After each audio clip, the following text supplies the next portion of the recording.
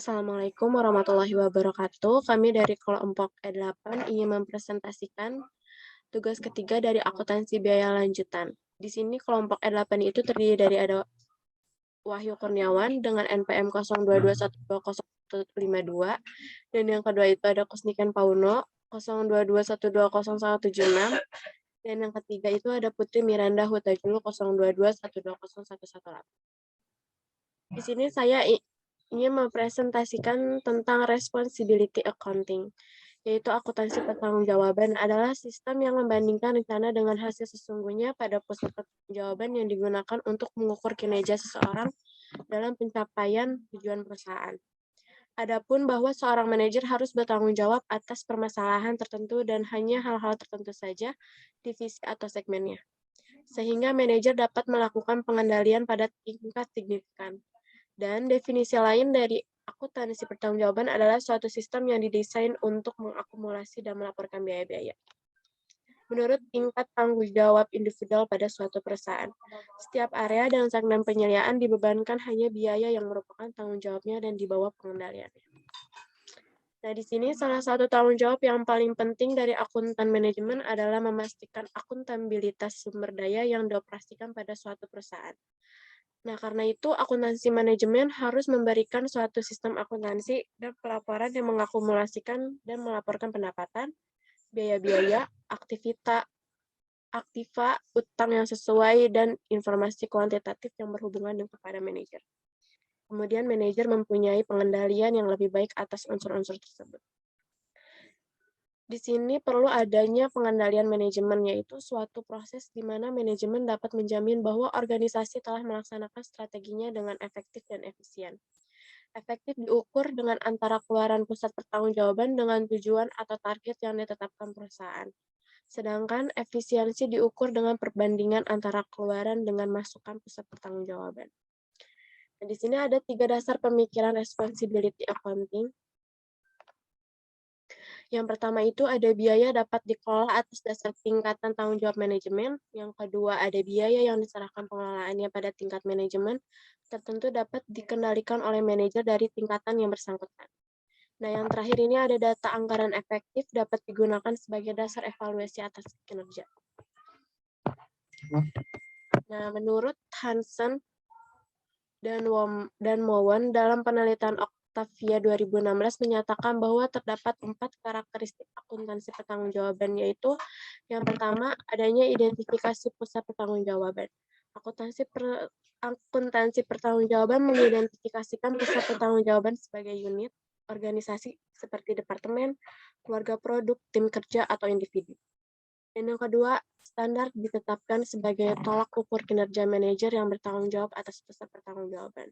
Itu bisa diidentifikasi dan diterapkan. Sistem akuntansi pertanggungjawaban menghendaki ditetapkannya biaya standar sebagai dasar untuk menyusun anggaran standar yang diperlukan untuk mencapai sasaran yang telah ditetapkan. Ketiga itu ada kinerja manajer atau perusahaan diukur dengan membandingkan realisasi dan anggaran. Pelaksanaan anggaran itu merupakan penggunaan sumber daya oleh manajer pusat pertanggungjawaban dalam mewujudkan sasaran yang ditetapkan dalam anggaran. Yang terakhir ini 4, manajer secara individual diberikan penghargaan atau hukuman berdasarkan kebijakan manajemen yang lebih tinggi. Tujuan ditetapkan responsibility accounting. Ini sebagai berikut. Yang pertama, dengan akuntansi pertanggungjawaban dapat digunakan sebagai tolak ukur dalam rangka penilaian kinerja, atau performance bagian-bagian yang ada dalam perusahaan. Yang kedua, untuk pengendalian biaya, karena selain biaya-biaya dan pendapatan diklasifikasikan menurut pusat pertanggungjawabannya. Ketiga, membantu manajemen dalam pengendalian dengan melihat, menyimpan, merealisasi dibandingkan dengan anggaran yang ditetapkan. Keempat, dapat digunakan sebagai salah satu alat perencanaan untuk mengetahui kriteria-kriteria penilaian presentasi unit usaha tertentu. Yang terakhir itu dapat digunakan sebagai pedoman penting langkah yang harus dibuat oleh perusahaan dalam rangka pencapaian sasaran perusahaan. Sistem responsibility accounting itu dibagi menjadi 3 bagian. yaitu yang pertama ada sistem akuntansi pertanggungjawaban tradisional, yaitu akuntansi pertanggungjawaban yang memfokuskan pengendalian terhadap konsumsi sumber daya oleh responsible manager. Yang kedua, sistem akuntansi pertanggungjawaban berdasarkan aktivitas, yaitu akuntansi pertanggungjawaban yang memfokuskan pengendalian terhadap aktivitas yang mengkonsumsi sumber daya. Yang ketiga terakhir itu ada sistem biaya standar, yaitu akuntansi manajemen tradisional menekankan pengendalian terhadap harga pokok penjualan atau produk kos. Di sini ada responsibility accounting versus convention accounting. Perbedaan mendasar akuntansi pertanggungjawaban dan akuntansi konvensional adalah terletak pada perencanaan, klasifikasi, dan pengumpulan data. Akuntansi konvensional mengklasifikasikan data berdasarkan pada sifat atau fungsi dari biaya tersebut. Sedangkan akuntansi pertanggungjawaban lebih menitik beratkan pada pertanggungjawaban atas kejadian dan kontrol secara individual. Maka akuntansi pertanggungjawaban memperbaiki hubungan antara informasi akuntansi yang ditampilkan dari segi perencanaan, akumulasi data dan pelaporan setiap struktur organisasi, dan pertanggungjawaban secara hierarki. Nah, akuntansi pertanggungjawaban juga memperhatikan aspek manusia dalam perencanaan, akumulasi data, dan pelaporan. Ini ada tipe-tipe pusat pertanggungjawaban. Istilah pusat pertanggungjawaban ini digunakan untuk menunjukkan unit organisasi yang dikelola oleh seorang manajer yang bertanggung jawab. Penentuan pusat pertanggungjawaban memerlukan desentralisasi. Desentralisasi berarti pendelegasian wewenang pembuatan keputusan pada tingkatan manajemen yang lebih rendah. Suatu organisasi merupakan kumpulan pusat-pusat pertanggungjawabannya. Umumnya pertanggungjawaban diklasifikasikan ke dalam yang pertama itu ada cost center atau pusat biaya, merupakan pusat pertanggungjawaban atau suatu unit organisasi yang prestasi manajernya di atas dasar biaya dalam pusat pertanggungjawaban yang dipimpinnya. Yang kedua itu dari revenue center atau pusat pendapatan, merupakan pusat pertanggungjawaban atau suatu unit organisasi yang prestasi manajernya dinilai atas dasar pendapatan dalam pusat pertanggungjawaban yang dipimpin. Yang ketiga ada profit center atau pusat laba, merupakan pusat pertanggungjawaban atau suatu unit organisasi yang prestasi manajernya dinilai atas dasar selisih pendapatan dan biaya dalam pusat pertanggungjawaban yang dipimpinnya.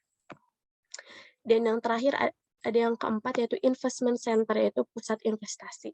Merupakan pusat pertanggungjawaban atau suatu unit organisasi yang prestasi manajernya dinilai atas dasar pendapatan, biaya, dan sekaligus aktiva atau modal atau investasi pada pusat pertanggungjawaban yang dipimpinnya. Jadi prestasi manajer ini dinilai atas dasar laba dan investasi yang diperlukan untuk memperoleh laba. Nah, kesimpulannya di sini ada responsibility accounting harus dapat menyajikan laporan atau informasi mengenai input atau masukan yang diukur dengan uang atau biaya yang dihasilkan oleh pusat pertanggungjawaban. Sedangkan output, keluaran, diukur dengan usaha dengan satuan uang yang disebut pendapatan. Selanjutnya, presentasi akan dibacakan oleh Putri. Di sini ada responsibility reporting. Adalah sebuah program yang mencangkup semua manajemen operasi di mana divisi akuntansi, cost, atau budget menyediakan bantuan teknis dalam bentuk laporan pengendalian secara periodik. Merupakan fase pelaporan dari responsibility accounting, tujuannya untuk melakukan pengendalian biaya atau control cost. Menurut traditional view responsibility reporting atau laporan penanggung-jawaban memiliki dua tujuan utama, yaitu yang pertama itu ada untuk memotivasi organisasi atau orang di dalam sebuah perusahaan supaya memberikan perform terbaik, supaya dalam perusahaan dapat mencapai efisiensi terhadap penggunaan sumber daya. Yang kedua itu untuk melakukan identifikasi jika terdapat inefficiency dalam penggunaan sumber daya sehingga manajer dapat melakukan pengendalian dalam penggunaan cost.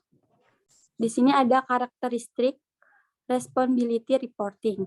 Ada 9 macam karakteristik responsibility report, yaitu yang pertama ada report should fit the organization chart, di mana laporan seharusnya sesuai dengan struktur jabatan masing-masing organisasi. Misal, untuk top manajemen, maka laporan yang disampaikan merupakan plan view atau perusahaan. Yang kedua itu ada reports should be consistent, informed, and contact each time they are issued. Laporan seharusnya bersifat konsisten dalam format dan isi setiap kali diterbitkan.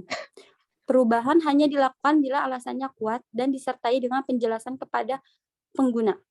Yang ketiga itu ada report should be timely, di mana laporan seharusnya tepat waktu. Meskipun banyak innovation yang akan dilaporkan, maka harus segera dilaporkan, sehingga manajemen dapat melakukan tindakan antisipasi atas kejadian tersebut. Informasi selalu mengalami deteriorate terhadap waktu, sehingga informasi yang tepat waktu sangatlah penting dalam pengambilan keputusan. Yang keempat ini ada report should be issued regularly to enhance their usefulness. Laporan seharusnya diterbitkan secara teratur untuk meningkatkan kegunaannya, sehingga manajer akan mengetahui kapan laporan akan tersedia. Yang kelima itu ada report should be easy to understand. Laporan seharusnya mudah dipahami. Jika laporan tersebut memiliki terminologi akuntansi sulit dipahami, maka informasi penting akan selalu sulit untuk dikomunikasikan atau bisa jadi akan timbul miskomunikasi antar pembuat laporan dan pengguna. Yang keenam ada report should convey sufficient but not extensive detail. Laporan seharusnya ringkas namun tidak menghilangkan unsur detail, sehingga pengguna tidak merasa berlebihan dalam memperoleh informasi. Dikarenakan jika pengguna memperoleh informasi yang berlebihan, bisa membuat pengguna bingung dalam mengambil keputusan atau melakukan tindakan atau suatu laporan. Yang ketujuh ini ada report should compare actual and budgeting cost atau result.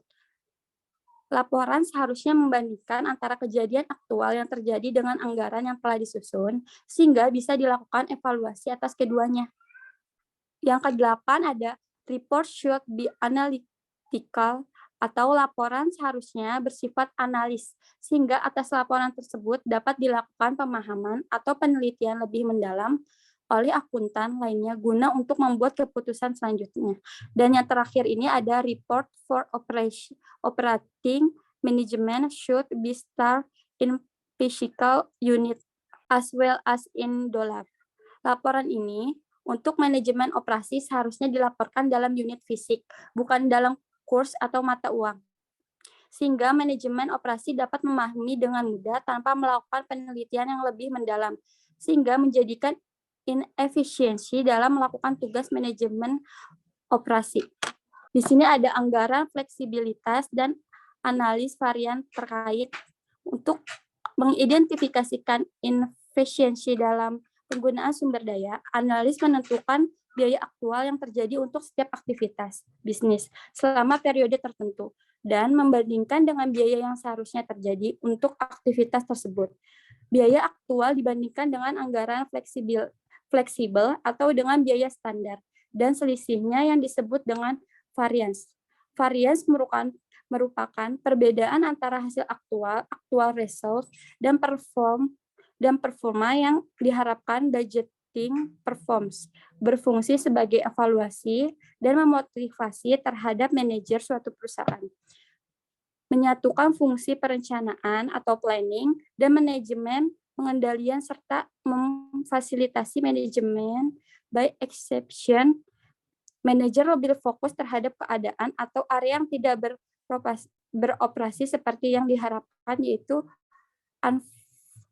unfavorable variance. Flexible budget. Flexible budget atau anggaran fleksibel adalah anggaran yang memungkinkan perusahaan menghitung biaya yang diharapkan untuk berbagai tingkat kegiatan. Kunci penganggaran fleksibel adalah pengetahuan tentang biaya tetap dan variabel. Ada dua jenis penganggaran fleksibel.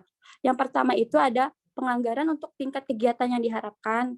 Jenis anggaran fleksibel ini dapat membantu manajer untuk mengatasi ketidakpastian dengan memungkinkan mereka untuk melihat hasil yang diharapkan untuk berbagai tingkat kegiatan. Ini dapat digunakan untuk menghasilkan hasil keuangan untuk sejumlah skenario yang masuk akal. Yang kedua ini ada penganggaran untuk tingkat aktivitas aktual.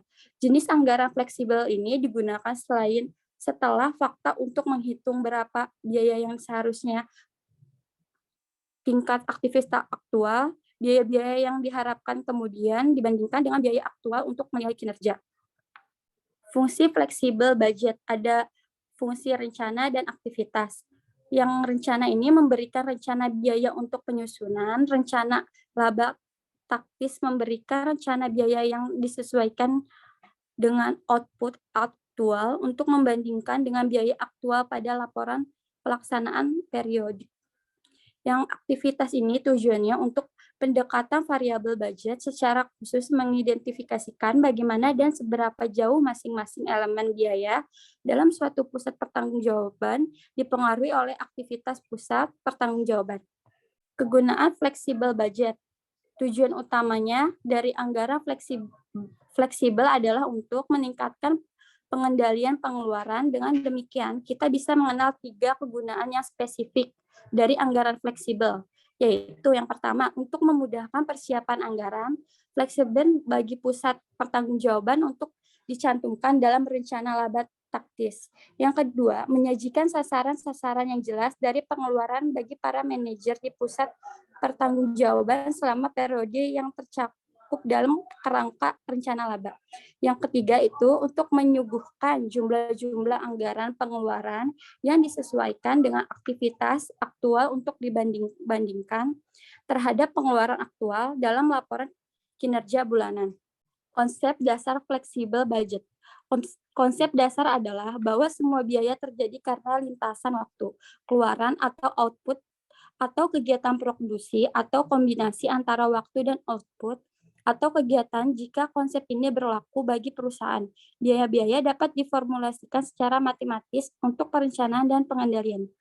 Yang aplikasi konsep ini berarti bahwa biaya-biaya dapat diidentifikasikan sebagai komponen tetap dan variabel dalam kaitannya dengan output atau kegiatan produksi. Biaya-biaya harus dikaitkan dengan output atau kegiatan produksi output atau kegiatan produksi harus dapat diukur. Formula anggaran biaya fleksibel harus dikaitkan dengan waktu dan relevan, range atau jangkauan, output atau kegiatan produksi tertentu. Untuk tujuan perencanaan dan pengendalian setiap anggaran biaya fleksibel harus disusun menurut pusat pertanggungjawaban masing-masing. Di sini ada klasifikasi biaya yang sesuai dengan konsep fleksibel budget. Biaya tetap atau fixed cost adalah biaya yang tidak berubah dengan perubahan output atau kegiatan produksi. Biaya ini timbul karena lewatnya waktu sehingga sering disebut time cost. Jumlah biaya ini akan tetap dalam jangka pendek dan dalam jangkauan kegiatan yang relevan. Biaya ini juga timbul karena pemilik aktiva dan faktor-faktor produksi lainnya yang akan digunakan untuk proses produksi. Sehingga biaya ini sering disebut capacity cost. 2 jenis utama biaya tetap yaitu yang pertama itu ada biaya tetap karena keputusan manajemen sebelumnya, misalnya penyusutan, pajak, asuransi. Yang kedua itu ada biaya tetap karena keputusan manajemen jangka pendek, misalnya gaji, pengeluaran untuk iklan, dan pengeluaran untuk penelitian. Ditunjukkan ke arah tingkat kapasitas keseluruhannya yang berada dan range relevan atau relevant range daripada tingkat aktivitas tertentu dan ditunjukkan ke arah satu tingkat aktivitas. Denominator activity adalah angka yang ditentukan dalam flexible budget yang dapat digunakan untuk menentukan jumlah total biaya overhead pabrik pada tingkat aktivitas tertentu dari relevant range. Tarif biaya overhead atau overhead pabrik ditentukan di muka biaya FOH, flexible budget atau denominator activity. Di sini ada karakteristik fleksibel budget yang bersifat dinamis. Yang pertama itu bersifat dinamis. Dari anggaran statis, karena fleksibel budget dapat disesuaikan dengan tingkat aktivitas apapun yang berada dalam relevant range atau activity, sekalipun periode sudah berlalu. Yang kedua itu dalam masalah perhitungan overhead non-manufaktur dan factory overhead manufaktur, terdapat 4 faktor yang dapat dianalisis dalam fleksibel budget, yaitu yang pertama itu ada FOH, pabrik dan non-pabrik. Umumnya terdiri dari atas biaya yang banyak terpisah satu sama lainnya. Yang kedua itu ada biaya yang terpisah. Ini kerap sangat kecil nilainya, dolar maupun rupiahnya, sehingga untuk mengendalikan dengan cara yang sama dengan pengendalian direct material cost dan direct. Yang ketiga ini ada biaya yang terpisah lainnya. Kecil ini sering kali merupakan tanggung jawab atau pusat pertanggungjawaban dari manajer yang saling berbeda pada segmen yang berbeda pula. Yang keempat ini ada biaya FOH, khususnya pabrik. Berbeda perilaku biayanya, variabel, tetap, dan semi variabel. Tahap-tahap penyusunan fleksibel budget. Yang pertama itu menentukan kisaran relevan atas aktivitas yang diharapkan berfluktuasi masa periode yang akan datang. Yang kedua itu ada menganalisis biaya pada relevan range dalam elemen variabel tetap semi variabel. Yang ketiga itu ada memisahkan biaya berdasarkan perilakunya dan menentukan tarif untuk biaya tetap, variabel, dan semi variabel.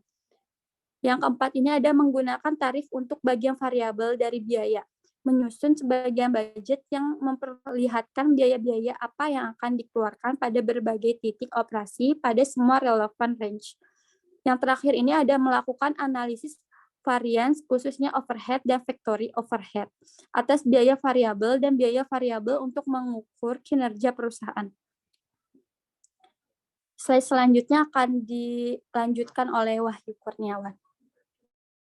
Baiklah, selanjutnya ada 4 varian dalam flexible budget. Yang pertama ada varian variabel atau yang disebut varian manufacturing overhead variance atau yang sering disebut FMOF. Yang pertama ada spending fee sama dengan variable manufacturing overhead spending variance atau yang sering disebut VMOSV sama dengan AH dalam kurung AR dikurang SR tutup kurung sama dengan AOFR dikali AH tutup kurung dikurang buka kurung SO VRX AH tutup kurung sama dengan buka kurung AOVR dikurang SOVR tutup kurung AH.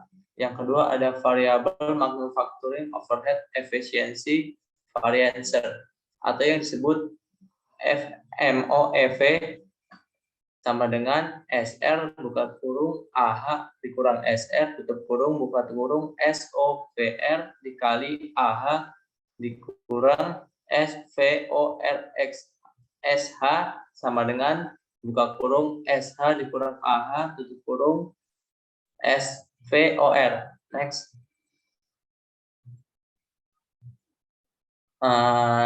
Selanjutnya fixed yang kedua ada fixed manufacturing overhead variance atau yang sering disebut FMOV. Untuk mencari FMOV dicari dulu POR-nya sama dengan taksiran jumlah FOH per periode atau taksiran machine horse atau yang disebut MH atau unit yang diproduksi per periode. Di sini ada contohnya. Jadi contohnya itu untuk bulan Oktober 2006 biaya FOH tetap ditaksir $381.000.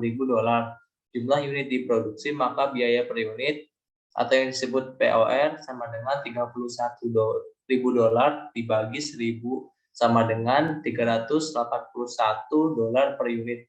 Dalam perhitungan flexible budget harus dapat ditentukan taksiran demonetary activity, yaitu tingkat kegiatan aktivitas pada jumlah jam mesin atau JTKL tertentu di antara relevan rank untuk periode masa depan yang ditetapkan pada awal tahun anggaran. Varians pada FOH tetap ada 2 varians. Next. Yang selanjutnya ada fixed manufacturing overhead volume variance FMOVV. Volume variance sama dengan POR dikali buka kurung DMH dikurang SMH tutup kurung atau fixed portion of the port dikali buka kurung DM dikurang ESA allowance tutup kurung. DM demonetary activity. Penggunaan demonetary activity ada 3 hal yang harus diperhatikan. Yang pertama ada jika denominator activity sama dengan jam standar hour pada periode ini, maka volume variance nihil. Yang kedua ada jika denominator activity lebih besar dari jam standar allowance dalam periode ini, kemudian timbul variance volume UF, berarti penggunaan di bawah fasilitas yang tersedia. Yang ketiga ada jika denominator activity lebih kecil dari jam standar allowance dalam periode ini, kemudian timbul variance volume UF, berarti penggunaan yang tinggi terhadap fasilitas yang tersedia dibandingkan yang telah direncanakan. Next. Yang keempat atau yang terakhir itu ada fixed manufacturing overhead budget variance atau budget variance actual versus FOH cost budget fixed FOH cost. Di sini ada contoh perusahaan Monsen menggunakan flexible budget untuk operasi perusahaannya dan mempunyai data sebagian dari relevan rank yaitu 5.000 unit sampai 10.000 unit. Di sini ada biaya depresiasi dalam perusahaan itu ada biaya depresiasi, power, bahan tidak langsung, pemeliharaan dan biaya lainnya. Dalam biaya 5.000 unit menghasilkan depresiasi $3.000, power 10.000, bahan tidak langsung 9.000, pemeliharaan 8.500, biaya lainnya 5.000. Itu jumlahnya $33.500. Untuk biaya 10.000 unit menghasilkan depresiasi $3.000, power 20.000, bahan tidak langsung 10.000, pemeliharaan 10.000 dan biaya lainnya 7.000 dengan jumlah $50.000. Next. Di sini diminta yang pertama susunlah fleksibel budget dalam komponen biaya. Yang kedua buatlah fleksibel budget dengan kenaikan 1.250 unit. Yang ketiga grafik fleksibel budget. Dan yang terakhir hitunglah semi variable cost pada tingkat aktivitas 7.500 unit. Next. Di sini saya akan menjawab yang pertama yaitu fleksibel budget dengan analisis komponen biaya tetap adalah depresiasi sama dengan $3.000. Power maksimum 20.000 sama dengan 10.000 unit, minimum 10.000 sama dengan 5.000 unit. Untuk maksimum itu 20.000 unit dikurang minimum 10.000 unit, hasilnya 10.000 unit, $10.000. Untuk maksimum 10.000 unit dikurang 5.000 unit itu hasilnya 5.000 unit. Untuk hasil tersebut high at low yaitu $10.000 sama dengan 5.000 unit. Selanjutnya ada elemen variabel $10.000 dibagi 5.000 sama dengan $2. Elemen tetap dibagi maksimum sama dengan 10.000 dikali $2 sama dengan 20.000. Elemen tetap dibagi maksimum adalah $20.000 sama dengan biayanya $20.000. Jadi elemen tetapnya sama dengan 0. Next. Yang ketiga, bahan tidak langsung dengan hal yang sama. Elemen variabel maksimumnya $10.000 sama dengan 10.000 unit. Minimumnya $5.000 sama dengan 9.000 unit. Dijumlahin maksimum dikurang minimum yaitu 10.000 dikurang 5.000 sama dengan $5.000. Untuk unitnya 10.000 dikurang 9.000 sama dengan 1.000 unit. Untuk elemen variabelnya $1.000 dibagi 5.000 sama dengan $0,20 per unit. Elemen tetap sama dengan maksimum.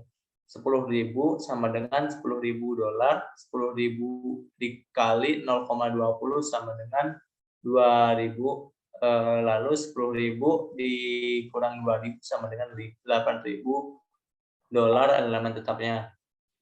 Next. Untuk yang keempat itu pemeliharaan, sama seperti halnya maksimum $10.000 sama dengan 10.000 unit, minimum $5.000 sama dengan 8.500 unit. Dikurangin $10.000 dikurangin $5.000 sama dengan $5.000. Selanjutnya 10.000 unit dikurang 8.500 unit itu hasilnya 1.500 unit. Elemen variabel 1.500 dolar dibagi 5.000 sama dengan 0,30 unit. Elemen tetap sama dengan maksimum 10.000 sama dengan 10.000 dolar. 10.000 dolar dikali 0,30 sama dengan 3.000. 10.000 dolar dikurang 3.000 sama dengan 7.000 dolar. Next. Dari hasil di atas dapat dihitung pada tingkat relevan range tertentu dengan rumus Y sama dengan A ditambah BX atau 21 dolar ditambah 2,90 X.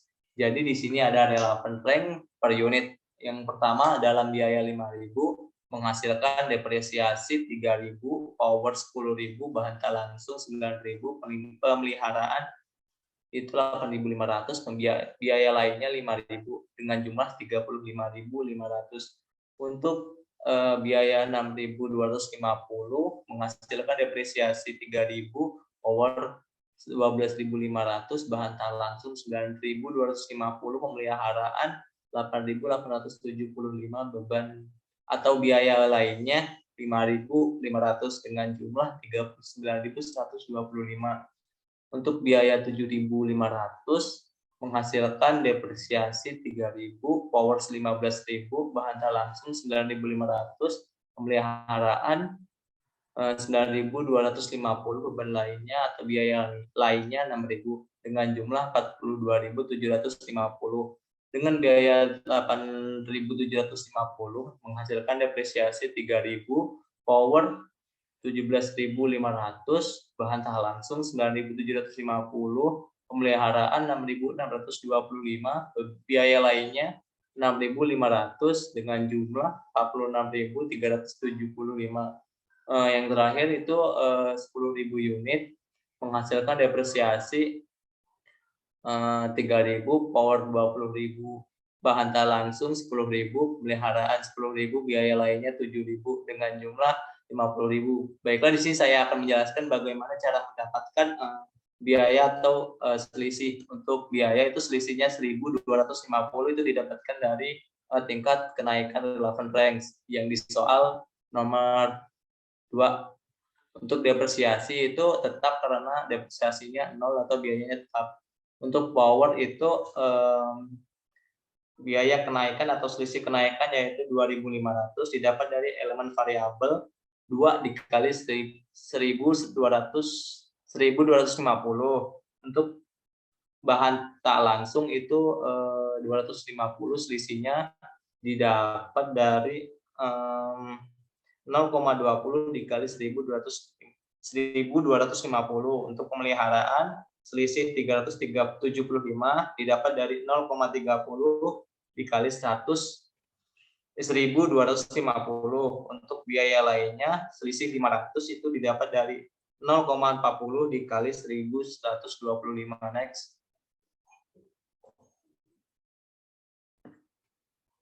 Yang ketiga C, grafik flexible budget hampir sama dengan grafik fixed cost dan variable cost.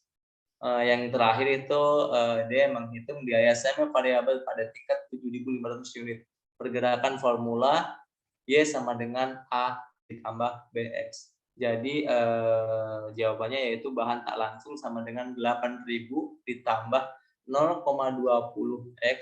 Untuk pemeliharaan yaitu 7.000 dolar ditambah 0,30X. Untuk biaya lainnya sama dengan 3.000 dolar ditambah 0,40X dengan jumlah 18.000 dolar ditambah 0,90X. Jadi tingkat relevan rank 7.500, maka biaya semi variabelnya adalah 18.000 dolar ditambah buka kurung 0,90 dolar dikali 7.500 dolar. 7.500 itu hasilnya 24.750 dolar. Jadi depresiasi dan power tidak dihitung karena keduanya bersifat tetap dan variabel secara total, maka perhitungan tidak dihitung. Sekian presentasi dari kelompok kami, kurang lebihnya kami minta maaf. Di sini saya akhiri. Assalamualaikum warahmatullahi wabarakatuh.